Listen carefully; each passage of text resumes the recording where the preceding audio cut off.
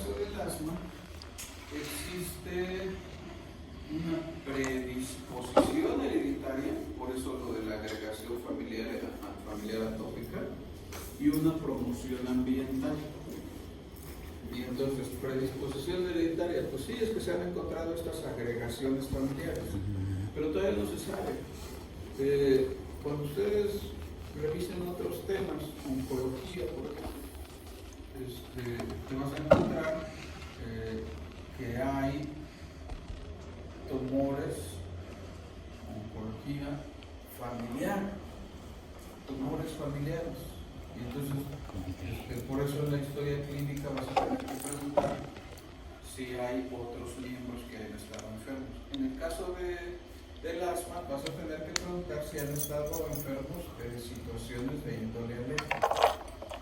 Y al hacer una evaluación intencionada de qué es esto que promueve esta agregación familiar, todavía no se sabe. O sea, no se sabe si es que traes un gen o que traes una ausencia de gen. Es decir, es posible que sea un gen el que lo promueve o sea la ausencia de un gen el que te quita la protección contra enfermedades alérgicas. Está todavía en el aire, no se ha podido adentrar si hay un marcador. El hecho es que hay una agregación familiar. Y por el otro lado, sin duda trascendente, el aspecto ambiental, la promoción por el simple hecho de que te crías en un ambiente que va a hacer que esto sea mucho más probable. Y entonces, esto de la reacción inflamatoria, pues es porque te expones a sustancias que te dan una respuesta inflamatoria tipo 2, es decir, una respuesta alérgica. Entonces, todo lo que sea exposición a alergenos de la naturaleza que tú quieras, puede ser polen, hongo, ácaros, ¿no? Pobrecitos asmáticos, los niños asmáticos, les dicen a sus papás, deshazte de las mascotas. ¿Por qué? Porque el pelo del perro, del gato, del pájaro, puede ser un condicionante. La ropa de cama por los ácaros. Peluche. Los peluches por los cácaros, ¿no? Entonces, esas poluciones en forma de polvos respiratorios es lo que se ha encontrado que tiene una relación a el desarrollo en un individuo predispuesto. Predisposición hereditaria, promoción ambiental. Y entonces por eso no extraña que hoy día quienes ven esto son los inmunoalergólogos. Entonces, ¿qué hace el alergólogo? Pues busca a qué es alérgico a estos pacientes. Y ustedes, si se dan una vuelta allá con la chirigona, a un lado, la chirigona pequeña, a un lado está la consulta de alergia. Y ahí van a ver que todos los días llegan un montón de chamacos y adolescentes a que les pongan sus vacunas. ¿Por qué los vacunan? Porque les quieren quitar la sensibilización a ciertos alergenos. Pero, no sé, ahí medio asómense, háganse amigos de la enfermera y van a ver cómo les hacen la prueba del multiparche. Les ponen varios alergenos. De Mari. Y entonces al rato resulta que es reactivo a todo. Y entonces, eres alérgico al polen, eres alérgico al pelo de gato, eres alérgico al pelo de perro, eres alérgico al calvo, eres alérgico a todo. Y pobrecito les están poniendo vacunas y vacunas y vacunas y vacunas. Y de todas maneras siguen con reacciones de hipersensibilidad. Por ahí se habla de que los chamacos que tienen sobreprotección a exposición, los niños de la burbuja les llamaban en los 80s del siglo XX, los protegen tanto los papás que casi les esterilizan el alimento, les esterilizan el agua, les esterilizan todo. Entonces dicen, pues eso es malo. ¿Por qué? Porque como no tienen una exposición temprana como todos los demás, eso le crea una predisposición en un futuro a que a la hora que toca un bicho o un pedazo de bicho le va a dar una reacción inflamatoria. Entonces esa sobreprotección de los padres puede ser, en lugar de benéfica, hasta dañina. La cuestión aquí es que hay un montón de alergenos, algunos potenciales, otros ya conocidos, hay incluso exposiciones ambientales laborales. A lo que me dedico resulta que me hace que sea yo asmático, porque hay polvitos, pólenes, etcétera, que hacen que venga esta reacción inflamatoria. Pero resulta que hay un grupo no tan discernible en donde se hacen todas estas investigaciones y no hay. Y entonces, tradicionalmente, ya se abandonó el término, pero a nosotros los viejitos nos sigue acomodando, el que decía existen dos grandes tipos de asma: el asma exógeno, hay una exposición ambiental a un alergeno, y el asma endógeno. Se hicieron todos los estudios conocidos de posibles alergenos y todos salieron negativos, y resulta que de todas maneras hace broncoconstricción este chamaco. Entonces por eso le llaman asma endógeno, que no parece haber un factor ambiental, me decía la mamá de Iván.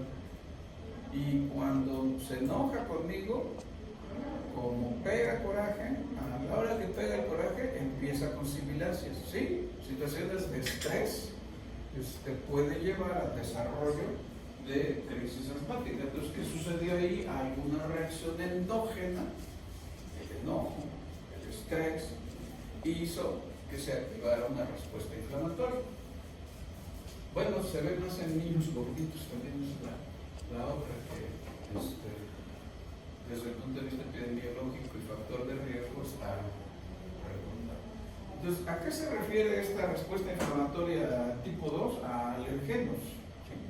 ¿Y en qué consiste? En la liberación de sustancias asociadas a una sensibilización. Tienes contacto por primera vez con esa sustancia, y esa sustancia provoca una reacción inflamatoria, pero es una reacción inflamatoria donde lo que se libera es inmunoglobulina E, que se encuentra en tus eosinófilos.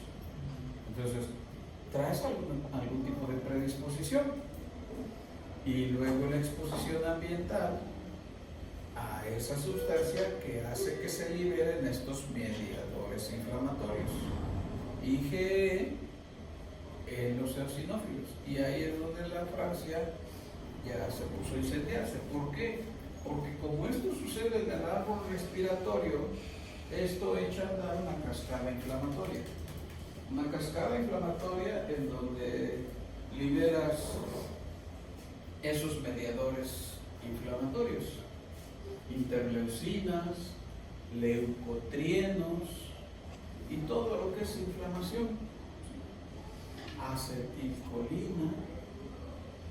Y entonces, ¿qué va a motivar esto en tu vía respiratoria? Va a motivar hiperreactividad, de tener un lumen normal, va a provocar broncoconstricción. ¿Por qué? Porque aquí hay músculo, bronquios. Entonces, como hay músculo, hay broncoconstricción. Pero además, diría mi abuela, ya era grande la familia, ya a la abuela se le ocurre parir. No solamente hay disminución de la lumen por broncoconstricción, sino que hay mucoproducción, hay un incremento en la producción de moco bronquial. Entonces eso disminuye más aún la lumen del bronquio, de normal a un hiperreactor. Y entonces esto crea obstrucción respiratoria. Por eso el asma es una enfermedad obstructiva respiratoria. Pero la diferencia con el EPOC es que esta es una condición reversible. Puedes regresarlo aquí, ya sea espontánea o con tratamiento. Y lo que pasa es que, como les decía yo, en los últimos años se han hecho estudios en estos pacientes y se ha encontrado que, ¿qué crees? Que conforme tiene episodios recurrentes el paciente, entre más episodios recurrentes tiene, pues acuérdate que incluso lo dice la ley de fisiología, músculo que se utiliza se hipertrofia. Entonces se ha encontrado que este músculo se puede hipertrofiar, se puede hiperplasiar, y entonces pues eso ya contribuye a un riesgo o a una presencia de disminución persistente de la luz bronquial. Y lo mismo sucede en las células caliciformes, se vuelven productoras de una mayor cantidad de moco al normal. Entonces, pues estos son contribuyentes a que pueda existir asma persistente. El paciente tiene un episodio, pero le dura más, o incluso no se les quita totalmente. Son los menos, pero habrá que tomarlo en cuenta. En general, tiene un curso de recurrencia, remisión y recurrencia. Y en esta remisión, pues la vía respiratoria se recupera al completo. Pero ya últimamente los estudios han demostrado que existen pacientes que van a tener persistencia de esto con cambios verdaderamente, no solamente histológicos, sino anatómicos verdaderos. Por lo tanto, hay dos grandes tipos de asma, el alérgico y el no alérgico. Este de inicio tardío, pues más allá de los 9 años, pues, como les decía, el asma tiende a desaparecer en los infantes, más o menos cuando alcanzan o la pubertad o la adultez. Entonces, este inicio tardío más bien se refiere a esos adultos hoy día que estamos encontrando, y el asociado a la obesidad, que puede o no entrar en cualquiera de estos dos. Aquí, más bien el mensaje es, acuérdate que entre más fichitas juntes, más probable que se la lotería. ¿Sí? Porque si vienes de una familia atópica y luego te vuelves gordito, pues tienes mucha más probabilidad de hacerte asmático. Y aquí, en este no alérgico, pues hay que recordar que una de las formas como nos vamos a ayudar para el diagnóstico es por la medición de eosinófilos, porque si tiene un contexto alérgico, pues vamos a medir eosinófilos. Pero en ese no alérgico, pues la medición de eosinófilos puede ser normal, y ahí nos ayuda más la medición de eosinófilos por respuesta inflamatoria como tal. El comportamiento, bueno, hay que recordar, así como en la EPOC es el oro, gold, aquí es una mujer, Gina. El grupo internacional de evaluación de asma se llama Gina. Entonces el Gina 23 nos ha cambiado algunos conceptos, pero lo que no nos ha cambiado, bueno, el comportamiento puede ser de tipo intermitente o persistente en relación a la presentación, pero aquí lo que debemos recordar también es que se ha gradificado. La forma como hacemos diagnóstico en cuanto a que existe un patrón obstructivo es con una espirometría, y lo hacemos con la medición del FEV1, el volumen respiratorio forzado en el primer segundo. Como les decía yo, eso lo haces con la máquina, o sea, tú no le tienes que hacer más nada que conectar al paciente, le pides que haga sus movimientos, entrada, salida de aire, y la máquina tiene una computadora que hace esta medición. Y entonces, ¿cuál es la FEV normal en cualquiera de nosotros? En cualquiera de nosotros, de acuerdo a edad, género y peso. 21. Por eso siempre te van a decir, ¿cuánto peso es cuando llegas a una espirometría? Es que tengamos por arriba del 80, del 80 arriba. Eso es la FEV normal de cualquiera de nosotros, de FEV1. Entonces, cuando se habla de un paciente que tiene asma leve, cuando está por debajo de 80, pero por arriba de 70. Y así te vas. Entonces, cuando llegas a uno que tiene menos de 40, ya lo consideras no solamente grave, sino muy grave. ¿Por qué? Porque quiere decir que hay tal nivel de obstrucción que ese paciente está a punto de parada respiratoria. ¿Sí? Entonces, saber que existen grados de presentación es muy difícil, que por el puro fenotipo uno pueda predecir cuál va a ser el curso. Es conocer como tal el curso de la enfermedad lo que nos va permitiendo gratificar al paciente.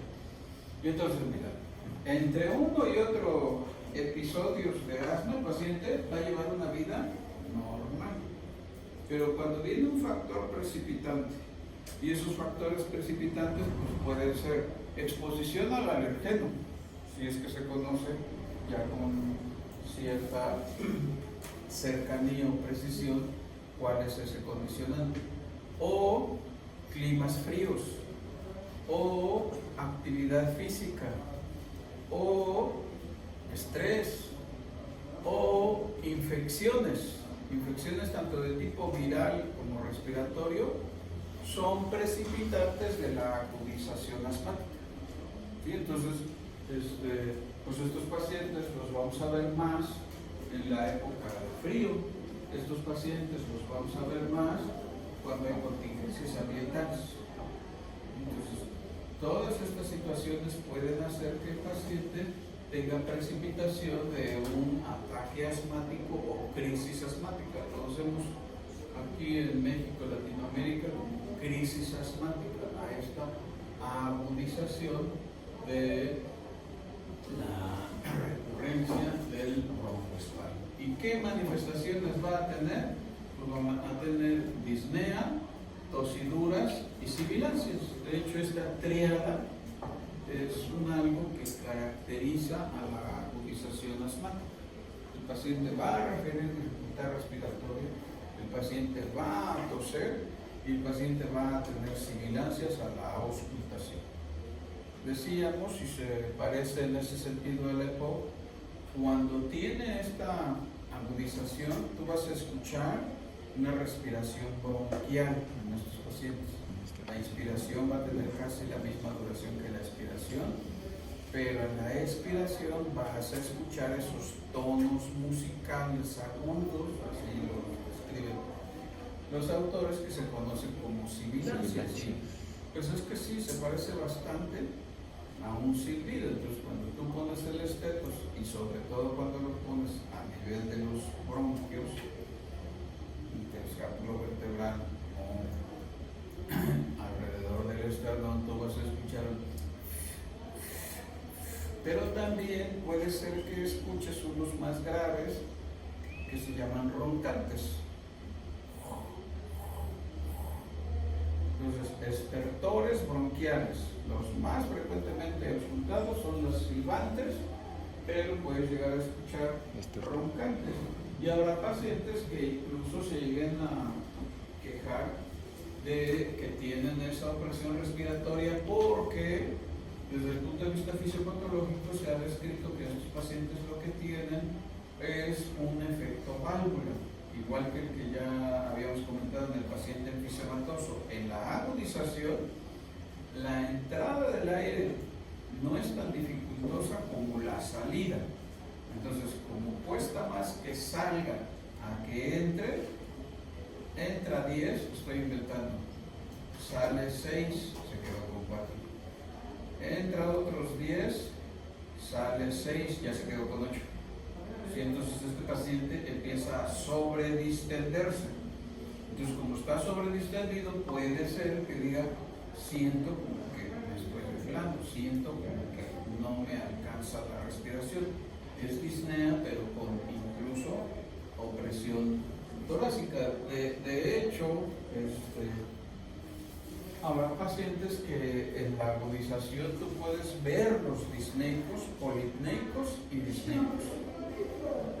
Y poco frecuente, pero puedes llegar a ver que utilizan los músculos accesorios de la respiración. Músculos accesorios de la respiración, a saber, diafragma. ¿Cuáles son los músculos accesorios de la respiración? El diafragma. Intercostales y el diafragma. A ver, ¿cuáles son los músculos de la respiración? Bueno, esos intercostales. Y si esos son los de la respiración, ¿cuáles son los músculos accesorios de la respiración? Del abdomen. A ver, ¿cuántos intercostales tenemos? No cuántos en número, sino tipos de intercostales. Son 3, ¿no? No, 2. Si eran 3, ya ves. No. Tenemos intercostales externos Los externos con e intercostales internos. ¿Cuáles son los músculos normales de la respiración intercostales? Los externos. Por eso cuando yo respiro se ve como se expande, pero mis espacios intercostales disminuyen. ¿Por qué? Porque están expandiendo mi caja torácica, así se están contrayendo mis costales externos, mis intercostales externos. En cambio, los intercostales internos son accesorios. Esos casi no se mueven, porque cuando se mueven es porque te está faltando el aire, por eso son accesorios. ¿Y eso qué manifestación clínica te va a dar? Tiros intercostales. Aleteón nasal, quizás. ¿Cuáles otros? No, abdominales. ¿Cuáles abdominales? El lavadero, ¿cómo se llama el lavadero? Rectos abdominales. ¿Sí? Y entonces, estos pacientes cuando empiezan a contraer sus músculos abdominales con la respiración, vas a encontrar un signo que se llama disociación tóraco-abdominal. ¿Por qué? Porque normalmente cuando respiramos se abate el diafragma. Pero como no es suficiente esto, echan a dar los músculos accesorios y entonces cuando nosotros respiramos intenta expandirse un poquito el tórax, está con dificultad, se hunde la panza y respiramos y hace esto. Entonces hay una disociación tóraco-abdominal. Hace esto el tórax y esto el abdomen, esto el tórax y esto el abdomen. ¿Sí? Entonces hay disociación. Hay otros músculos respiratorios, uno que usan los cirqueros, pero que ya ahora como ni hay circos, ¿cómo se llama el columpio de los cirqueros?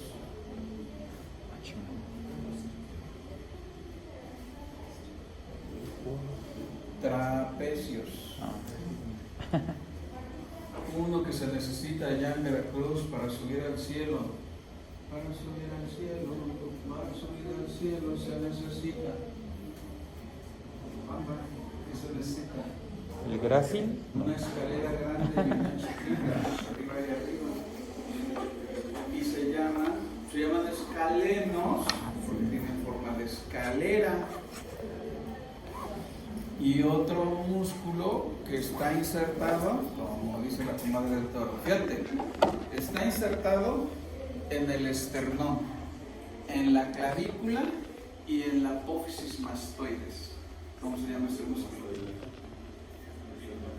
Esternocleidomastoideo, ¿sí? Entonces, como mueve sus trapecios, como mueve sus escalenos, como mueve sus esternocleidomastoideos, ¿qué hacen estos músculos? Lo que hacen es jalar la caja torácica hacia arriba para intentar expandirla para arriba, porque tiene dificultad respiratoria. Entonces este paciente va a hacer,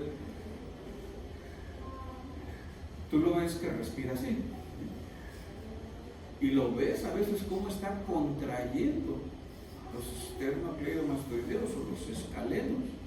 Entonces aguas cuando ve a respirar a un paciente rápidamente y con estos gestos. ¿Sí? El tiraje es mucho más evidente en el caso de los nenes. En los adultos es poco visible. En el adulto es más visible la disociación y el uso de músculo cutáneo. Acuérdate, todos nosotros tenemos aquí un músculo que se llama músculo cutáneo del cuello y a veces lo ves como en el caso de los epocosos. Hombre, podrían hacer un Mister Universo de los pacientes porque se les hipertrofian estos músculos y tú los ves cómo están hipertrofiados en los epocosos. En el caso del paciente asmático en la crisis, pues tú puedes llegar a ver de vez en cuando que empieza a utilizar músculos accesorios de la respiración. Y entonces, pues esta es la condición clínica que tú puedes llegar a encontrar desde grados leves hasta grados severos. Estrictamente, si tú trabajas en un hospital que se precie de ser decente, tú tendrías que contar en los servicios de urgencias con un espirómetro. ¿Por qué? Porque me llega mi paciente y dice, tengo disnea, le ausculto, y a la hora que le ausculto, tengo sibilancias en ese paciente, RCC, tengo que hacer esto.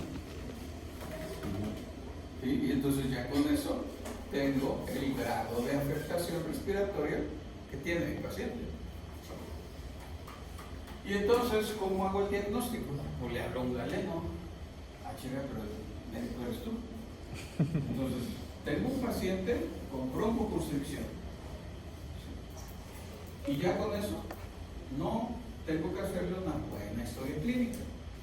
Y busco antecedentes de episodios semejantes ante la exposición de alguna sustancia, de algún ambiente que lo haya promocionado. Y ya con eso, no tengo que hacer una prueba en donde le doy tratamiento con un broncodilatador. Y entonces tengo ya ahora una broncoconstricción que remite con el uso de broncodilatadores. Ya casi tengo el diagnóstico. Pero esto, ¿cómo lo hago? Con espirometría. Le digo al paciente, respira. Ahora le doy tratamiento. Respira otra vez. Mejora sus parámetros respiratorios. Tiene broncoconstricción que remite. Pero entonces ustedes se dan cuenta, necesito una espirometría. Más bien dos. Una antes y otra después del tratamiento. Entonces ya tengo broncoconstricción que remite con fármacos, con broncodilatadores. Y ya con eso, bueno, ya le pregunté, le hice una muy buena historia clínica y me dijo que sí hay antecedentes de que su hermana tiene urticaria, tuvo un tío que le dijeron que fue asmático a los 50 y tantos, y entonces eso casi me da diagnóstico, pero todavía no tengo diagnóstico. Y entonces, ¿qué hago? Como dice la doctora, ¿qué hago? Necesito ver si es de las variedades alérgicas. Entonces, ¿qué hago? Medición de eosinófilos, biometría hemática. Incluso los inmunoalergólogos lo que hacen es medición de eosinófilos en moco nasal, así como de inmunoglobulinas, pero específicamente la inmunoglobulina E. ¿Sí?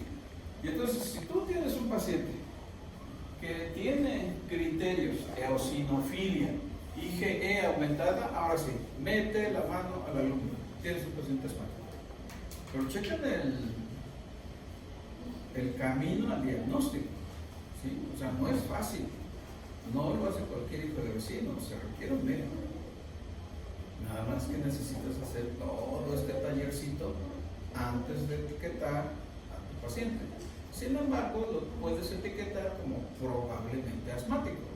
Si estás en el consultorio, si estás allá en San Quintín de las Manzanas, si estás haciendo tu servicio social, te llega un paciente con broncoconstricción, tiene carácter epidemiológico y clínico que se parece a asma, probable asma.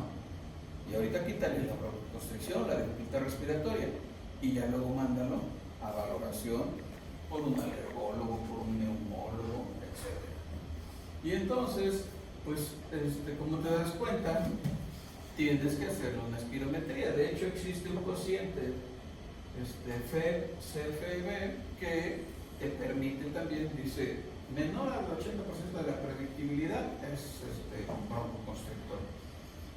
Y entonces ya sobre eso, pues tú lo metes a tratamiento. el grado de severidad de esa relación a la espirometría. Sería ideal que contáramos con las espirometrías. Mira, ¿cuántas espirometrías se dedicó la doctora a estar haciendo la espirometría? Todos, mira. Pues el mismo paciente, nomás lo siguió. ¿Por qué lo tienes que diferenciar con eso que te decía? No, aquí no es asma. Sin duda, uno de los diagnósticos diferenciales principales es el EPOC, en el caso del adulto, pero ya vemos cómo tienen un contexto diferente, ¿no? Y sin duda, el de los nenes antes de los 2 años, llamarlo bronquiolitis, falla cardíaca de vez en cuando, pero tengo diagnóstico y ahora ¿qué hago con este paciente? Pues lo que hago es, si te das cuenta, mucho de lo que hago con el EPOC, pero agudizado. ¿Sí? Nada más que aquí, ¿cuál es la diferencia? La diferencia son los corticosteroides. ¿Por qué? Porque sabemos que los corticosteroides son estabilizadores de los eosinófilos. Y entonces, si tú estabilizas al eosinófilo, a la célula basófila en el pulmón, eso impide que se degranulen. Y al no degranularse, pues no activan la respuesta inflamatoria. Y entonces vas de gane. Entonces, la diferencia en el tratamiento entre un paciente asmático y un epucoso es que en el asmático te conviene el uso de corticosteroides, pero además por vía inhalada. Corticosteroides inhalados, porque ahí es donde está el foco del problema, ahí está el inicio de todo el problema. Hay muchos corticosteroides. El que más seguimos usando hoy día en este tipo de pacientes es la prednisona, porque tiene la ventaja de que se presentan en aerosoles, ¿no? Entonces, más o menos igual que el paciente epocoso, vamos a hacer habitualmente combinaciones: SABA o SAMA, LABA o LAMA, y más o menos es así. Pero puedes hacer así, dependiendo de cada paciente, pero no dejes de utilizar corticosteroides. De hecho, los autores te dicen, si te reportan más de 200 eosinófilos, no hay duda, es un paciente que requiere corticosteroides inhalados. Entonces, por eso, haga una biometría hemática, y si la biometría hemática te reporta más de 200 eosinófilos, mete el esteroide, pero inhala, y a esos pacientes les va a ir bien.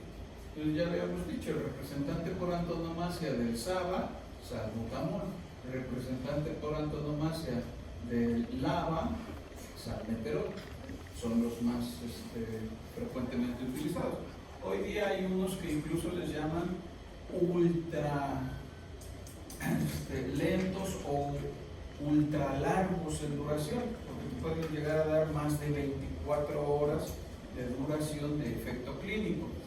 Y pues los SAMAS, hipertropio, y los LAMAS, pero ya casi no lo usamos. En mi época, cuando yo era médico de urgencias, era el que teníamos todo el tiempo en los servicios de urgencias. Ahora ya casi no lo encuentras. Entonces, lo que usamos más es la budesonida, pero también la fluticasona es un agregado. Hoy día te encuentras presentaciones que tienen combos, entonces ya no necesitas darle 3 medicamentos, le das 1 o 2, y entonces estos pacientes siempre combinados van a tener un mejor efecto que los que se den aisladamente. Y por eso Gina, esto es Gina 23, te dice que es escalonado el tratamiento. Cuando el paciente tiene un problema por eso es necesario lo de las pruebas alergénicas, lo de las pruebas de medición de IgE, eosinófilos, pero también muy necesario el determinación de respuesta a broncodilatación Cuando el paciente tiene episodios recurrentes o mucha obstrucción y que no responde tan fácil a fármaco, se clasifica como asma grave. Y el asma grave hoy día se utilizan anticuerpos monoclonales. Anticuerpos monoclonales que van sobre las interleucinas, desactivan, no permiten el efecto de las interleucinas.